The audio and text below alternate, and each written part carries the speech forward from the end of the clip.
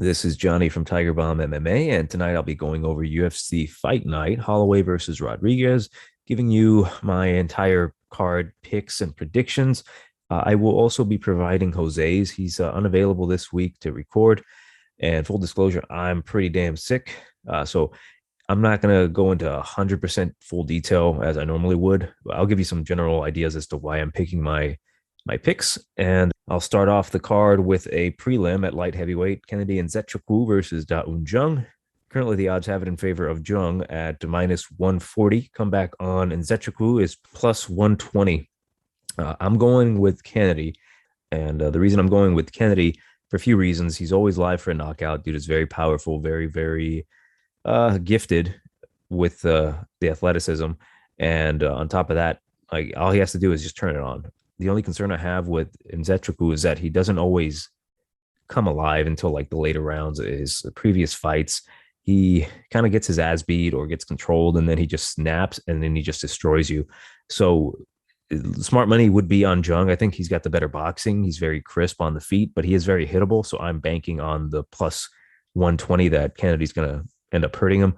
And I might even go with like a knockout prop that might be the smartest play for me.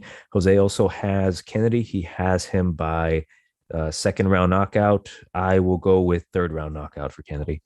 Our next bout, we've got at lightweight, Mark Diakiesi versus Rafael Alves. Rafael Alves is still fighting at lightweight ever since his botched weight cut at 145, where he was supposed to fight Pat Sabatini on short notice. He actually looks pretty good at lightweight. He's currently plus 130 for Alves. Comeback on Diakiesi is minus 160. Smart money, I think, is on Diakiesi. I think he's very gifted at that weight class. He's very fast. He's very strong. But I like the dog money on Alves. I think he's live for a submission. He's very athletic as well. He's going to be giving up quite a bit of reach. He's a 68-inch reach compared to the 73 for Diakiesi.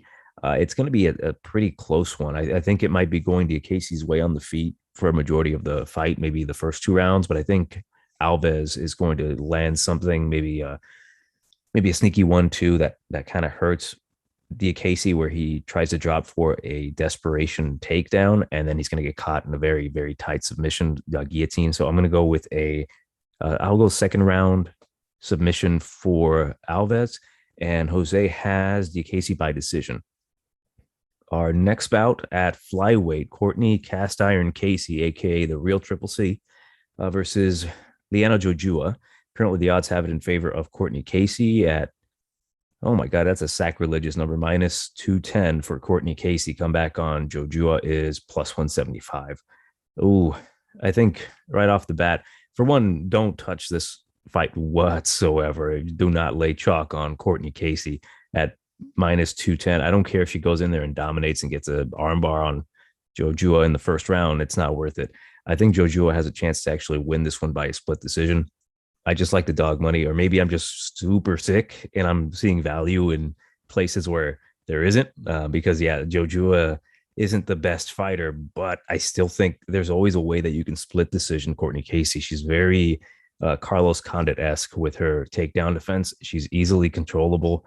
If you're decent enough on the ground, you can edge out a split decision against Courtney Casey. Just don't get dropped by her or let her have top control. So I'll go with Jojua by a decision, probably a split. Jose has Casey by decision, so we're split on that one. Next bout, we've got at featherweight, Sean Woodson versus Colin Anglin.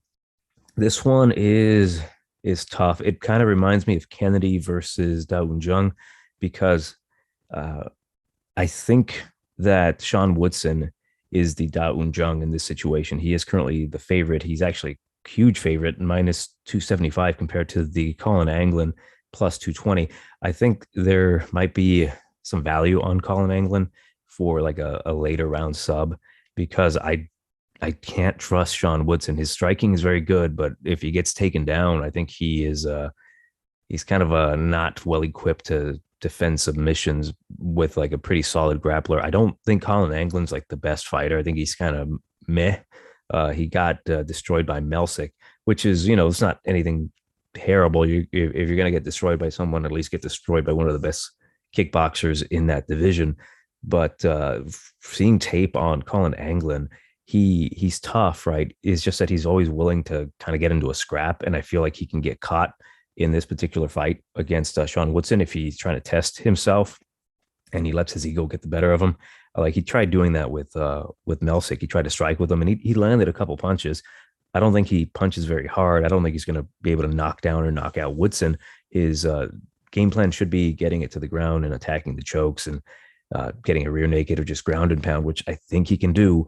Like so, there might be some value in picking Colin Anglin there, but I'll go with Sean Woodson. I think he can win this one by a decision, just kind of staying on the outside and working off his jab, using his striking. As long as he doesn't get taken down, he should win this one. I'm not certain on it. I do not like those odds. So although I'm picking Woodson, I might actually be taking a shot on Anglin. And Jose also has Woodson, but he has him by a first round knockout. So he's very confident in his striking. Next bout, we have Miguel Baeza, Caramel Thunder versus Chaos Williams, the Ox fighter. And the odds have it in favor of Baeza, minus 145. Come back on Williams, plus 125. Funny enough, Baeza is the older guy by 2 years. He's 29. Chaos Williams is 27. I would have sworn. I think Baeza has a baby face. I like this fight because we get to see what each guy can do against the other because they both have striking styles, but they're completely the opposite. Miguel Baeza is more of a volume guy, very, very well equipped with his striking. He's got a lot of tools in his arsenal. Chaos Williams, more of like a one punch power type of guy. He'll bum rush you. He'll throw a bunch of strikes. He doesn't throw a whole ton of kicks. He primarily tries to keep it standing. He's a very strong guy. So I'm worried about if, say, I'm going with Miguel Baeza, thinking that he might try to use his judo and his wrestling and his jujitsu, because they're all very solid. How's that's going to go against Chaos Williams, who's a very powerful guy? I like Miguel Baeza. It's just that his last fight against Santiago Ponzinibbio, he was clearly winning the first round and a half, and then he just dropped off, and Ponzinibbio just gave him a vet lesson and just outgritted him. And I do worry that Williams has the ability to do that in this fight. I still think Miguel Baeza is the better fighter. I'm just worried about that power that he possesses. Chaos, that is. I will go with Baeza to win this one by a decision. It's going to be close as long as he, protects his chin, selects his shots, doesn't allow him to get countered. I think he should win this one. Williams, I like the guy, but I think he has trouble with, I guess, good footwork. And Miguel, I think he has some pretty good footwork, and that low calf kick is pretty solid as well. So I'll go with Miguel Baeza by decision. Jose has Baeza second round knockout, so we'll see how that goes. Next bout, Cynthia Calvillo versus Andrea Lee at 125 flyweight. Currently, the odds have it in favor of, it's a near pick 'em, minus 105 for Calvillo. Comeback on Andrea Lee is minus 115. I think those odds are pretty solid. I think either one of these girls can get the decision win. I want Andrea Lee to win. I'm more of a fan of hers. I like her grittiness, her willing to stand. It's just that she does tend to lose these decisions. If she doesn't get a finish, she's lost 3 in a row. Well, she did get a win over Antonina Shevchenko by submission, but prior to that, she had losses to Roxanne Modafferi, which is like, come on now, you should have beaten her. Lauren Murphy by split, I thought she won that one. And Joanne Calderwood by split, she lost that one. She has the tendency to just not impress the judges, and I think Calvillo has a style that really does give the judges the impression that she wins the fights. I think she'll push the grappling. She'll go for the takedowns. Her striking's okay. She recently, of course, got knocked out by Jessica Andrade, but Andrea Lee's not going to possess that kind of power to knock her out. So I'll go with Calvillo to win this one by decision. I think primarily just using that Team Alpha midget wrestling to control the ground game. It's going to be maybe a couple scrambles on the bottom, and I think she'll get the split decision. Jose has Lee by decision, so we're again split on this fight. Next bout, lightweight, very interesting bout between two jiu-jitsu boys, Thiago Moises versus Joe Alvarez, El Fenomeno. I'd like to know if anyone knows what is Joe Alvarez's belt ranking in jiu-jitsu, because I could not find it. I tried looking everything up online, very simple Google searches. I even went to fucking Bing and I couldn't find anything. So maybe I'm just having bad luck this week, but I could not find what his ranking is. because he's pretty damn good on the fucking ground. His wins over Joel Duffy by guillotine choke. He's got a nasty guillotine choke, and his bottom game, he's very active on the bottom. He got that armbar against Alexander Yakovlev. So I'm interested to see how this one goes. Currently, the odds have it in favor of Thiago Moises at minus 225. Come back on Alvarez plus 180. Interesting bout because I don't know why Thiago's so high of a favorite. I'm assuming it's because he lasted championship rounds with Islam Makhachev. Um, I don't think that should warrant him to be that high of a favorite. I think Alvarez has a chance to beat him, being the longer, lankier guy, the longer reach, 77-inch reach for him, 70 and a half for Moises. I like a lot of what Alvarez is doing. I don't know what his ceiling is currently because we need to see this as a test for Alvarez to see if he can get past Moises. I think he can get the job done mainly because of his striking arsenal. Like I think the ground game's going to negate itself. I don't think Moises wants to test his ground game against Alvarez. Usually that's kind of a common theme with Brazilian jiu-jitsu fighters. They don't want to find out that they are lesser than a non-Brazilian on the ground, especially like the Spaniard in this case. I think Alvarez using his long kicks, he throws a lot of kicks. I think he's going to keep Moises on the outside and just threaten all the time, maybe knees. He is a taller guy as well, 6'3". Damn, 6'3" at lightweight is ridiculous. So I'll go with Alvarez at plus 180. I like those odds. And I feel like I'm picking a lot of underdogs this week. This fever is getting to me. And I think the only remedy is making a dumbass all underdog parlay this week. But yeah, I like Alvarez. I'll go with him by a decision. I think it'll be a pretty back and forth, really fun back and forth fight. And Jose has Alvarez second round submission. He's going full in on the submission prop. So good luck to him. Next bout at bantamweight, Song Yadong versus Julio Arce. Currently, the odds have it at minus 160 for Yadong. Comeback on Arce is plus 135. And I think the odds are pretty accurate. And what's up with Yadong being 23 for the last 7 years? Like, what the hell's going on? I like Julio Arce on this one. I think his striking is really going to be the catalyst to him getting a decision win. I think at this point, Yadong's going to try to wrestle more against Arce. I think Arce has the better striking. Yadong obviously has some pop in his punches, but I think Arce has the better overall striking. Him coming down from featherweight, I think it's going to do him some good. He looked good against Andre Ewell, eventually knocking him out, which is very hard to do. So that tells you how good his Tiger Showman kickboxing has really translated for him. As for Yadong, I think he has a chance to win. I think there's more upside on Julio Arce at plus money. I like Arce to win this one by a decision. Jose has Yadong to win by a decision. So we're split on this week once again when it comes to the bantamweights. Next bout at middleweight, Kyle Daukaus versus Roman Dolidze. Kyle Daukaus is currently a minus 250. Comeback on Dolidze is a plus 200. Right off the bat, I don't like these odds at all because plus 200 on Roman Dolidze, it's super tempting, but I don't think I want to. I don't want it. You know what I mean? Like it's too risky. It's almost like a trap. Like Kyle Daukaus, again, that seems like he should not be that high of a favorite, especially after that performance against Kevin Holland.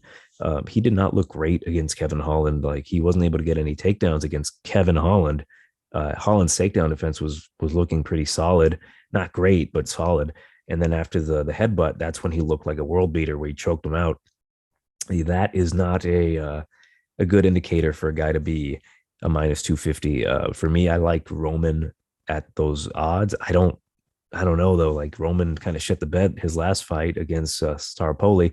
So it's one of these fights like I might just completely skip because yeah, those odds are so tempting. Like yeah, put like $100 on Roman Dolidze to win. I think he's the stronger guy between both of them, but there's a lot of question marks because I like Kyle Daukaus, but again, like he didn't look all that great against Kevin Holland because Daukaus's main weapon is obviously the jiu-jitsu, and Roman Dolidze's no slouch with the jiu-jitsu. If anyone's going to get a submission, it would be Kyle. I don't think Roman has the ability to really submit Kyle Daukaus.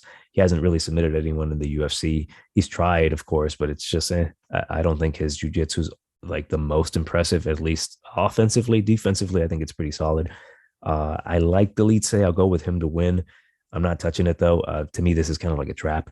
Jose has Daukaus second round submission. I can see that happening. So if you want to take a shot on Kyle, definitely go with a submission prop. I think Dolidze does have a possibility of maybe tiring out in the later rounds, but mm, I don't know. It's a little suspect to me, so I'm skipping this one. This next bout at featherweight is a bit interesting. Felicia Spencer versus Leah Letson. Letson is currently a plus 260 underdog against Felicia Spencer. She's a minus 335. And I think that says it all. I think Spencer's going to win this one in the first or second round, either by submission or TKO.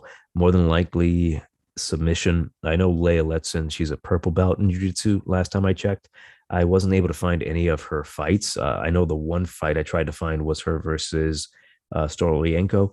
Could not find it. Couldn't find it on ESPN Plus. Couldn't find it on Fight Pass. Couldn't find it on certain websites.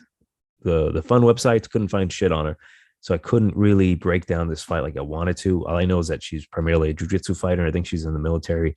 She hasn't fought in almost 3 years. So I'm going to go with the girl who actually fought some of the greatest fighters at featherweight of all time, and Chris Cyborg and Amanda Nunes, and didn't get finished by them. I'll go with Felicia Spencer to win this one any way she wants it. Jose has Spencer also by, she has second round TKO. So we both have it by finish. I got first round. He's got second round. And next bout, co-main event, Ben Rothwell versus Marcos Rogerio de Lima. And this one to me was pretty easy to break down. Either Rothwell's going to win this one by a submission or decision, or De Lima's going to win by a decision. And the reason I say De Lima by decision is a possibility is because he's going to be the faster guy. Rothwell's kind of a slow, plotty dude, but I think he's the better fighter. De Lima, he's not very skilled, especially at heavyweight. He's one of these heavyweights. Currently, the odds are minus 150 for Rothwell. Comeback on De Lima is plus 130. I like these odds for Ben Rothwell. I think although he's 40 years old, that doesn't really affect the heavyweights that much. He is live to get a choke, more than likely a go-go choke. My only concern though is that we've seen Ben Rothwell get outsped in the UFC a lot. Like faster dudes will kind of style on him and eventually get a decision win. But I think Rothwell is smart enough. I don't consider De Lima to be a top heavyweight.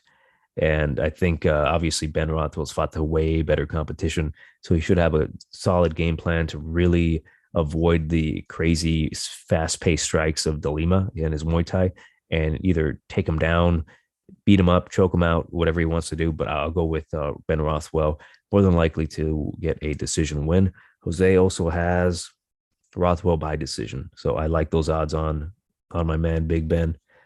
Our next bout, main event, Max Holloway versus Yair Rodriguez.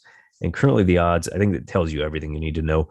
Minus 550 for Holloway comeback on Rodriguez is a plus 400. Now, am I going to tell you that I'm still incredibly feverish and I'm going to go with the plus 400 dog money on Yair Rodriguez? No, I'm not that fucking sick. I like obviously Max Holloway in this one. I think Max Holloway is going to beat the shit out of Yair Rodriguez. Initially, I was thinking, I think Max Holloway, he's not the greatest power puncher. He's more of a volume guy. As much as I hate Yair Rodriguez, I think he's a piece of shit. I think he's tough enough to really take some punches. But I actually think because it's a 5-round fight, Max Holloway is going to batter Yair Rodriguez. I think this is Yair Rodriguez's like punishment, the USADA punishment for him, like skipping town, Carmen Sandiegoing this bitch with his USADA tests. So Max Holloway, we saw what he did to Calvin Kattar. And full disclosure, I picked Calvin Kattar to knock out Max Holloway. I'm like, this is the time. If anyone's going to knock out Max Holloway, it's going to be Calvin Kattar after those 2 losses to Alexander Volkanovski. And way off. I was incredibly wrong. I was like, oh shit. Like, it's almost like someone told Max, like, hey, this guy's talking shit. He's like, oh yeah. And he completely styled on Calvin Kattar. It was one of the most vicious beatdowns. I was like, oh my God, this is incredible. This is a completely different Max Holloway. And this Max Holloway is going to destroy Yair Rodriguez. Does Yair have a chance to win? Of course. It's a fist fight. He can land something. He can do a rolling thunder, catch Max on the top of the head, cuts him open. They stop the fight. Things are always possible. We've seen Yair pull some bullshit with that reverse elbow on Chan Sung Jung, which, mind you, Chan Sung Jung was outboxing Yair Rodriguez. And on top of that, it's obviously safe to say that it's been 2 years since Rodriguez has fought. I have to say it, but I'm concerned that he might not even show up to the fight. I think he pulls out a lot. He's kind of a bitch when it comes to shit like that. I don't know what's going on in his personal life, but I'm not a fan of Rodriguez. Uh, One of the biggest things that kind of soured me on Rodriguez was when he was in Mexico when he fought Jeremy Stevens, where he clawed his eye, and Bisbing goes in after they call it a no contest. He goes to talk to him and he starts yelling at him, calling him a puto and this and that. And I'm like, oh, them's fighting words, bro. That just really bothered the fuck out of me. So yeah, I'm looking forward to Max Holloway beating the shit out of Yair Rodriguez. I'm really looking forward to it. Those odds are ridiculous. So I'm gonna go with a finish. I think Max does get the finish. I think he either batters him to the body, either makes him quit on the stool, or it'll be a doctor stoppage because he kind of bruises pretty badly. Frankie Edgar busted up his eye. So I'm going to say round number 4, he's going to just completely gas him out, outpace him, and eventually he's either going to get caught up against the cage, and Max Holloway is going to start ripping to the body enough to so the referee comes in and saves his life. So I got Holloway by 4th round TKO. Jose has Holloway by a decision. And this week I don't have any possible parlays. This whole card is kind of iffy to me. I'm not feeling the parlays, mainly because most of my picks are underdogs. That's probably not going to be the best parlay. If anything, I do like the parlay of Holloway, Rothwell, and Felicia Spencer, maybe even Spencer and Holloway. If you sprinkle maybe Holloway by TKO, that might help it a little bit. But yeah, I'm not super confident in a lot of these guys. So yeah, those are our picks for UFC Fight Night Holloway versus Rodriguez. Leave a comment. Let us know what you think about these fights. Let me know if you think Rodriguez is going to get his ass beat. I think you think that he's going to get his ass beat. But that's been Johnny from Tiger Bomb MMA, and I'll catch you at the next fight.